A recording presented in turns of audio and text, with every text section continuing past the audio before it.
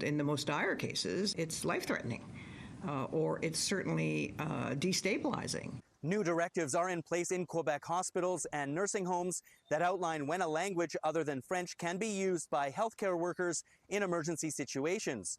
It took effect on July 18th and is part of the adoption of Bill 96, the Quebec government's overhaul of the Charter of the French language, and it's raising concerns for advocates for English speakers in the province. If you read that directive, it talks about it throughout, about they may use English. They may use English. What's the level of may here? It's about, it falls onto the healthcare professionals' judgment, and I think that's pretty scary. This could be a question that compromises people's safety, compromises people's lives, and this should have no place whatsoever in our hospitals. The directives are outlined in a 31-page Quebec government document that explains when English could be used. It also describes specific scenarios to demonstrate exceptional circumstances when French doesn't have to be spoken. For example, the document explains that a father can give consent in English to have his child receive an immediate medical intervention if he's in a serious condition.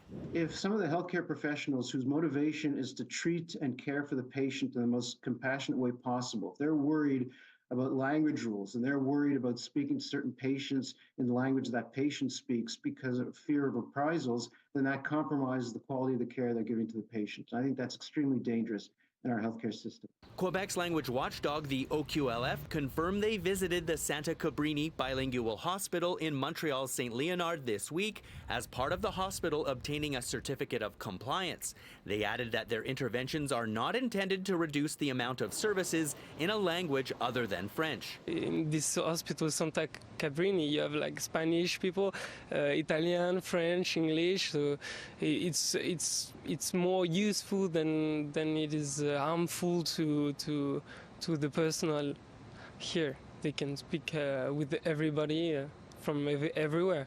The whole idea that there is a barrier to providing care based on the linguistic capacity of the patient is immoral.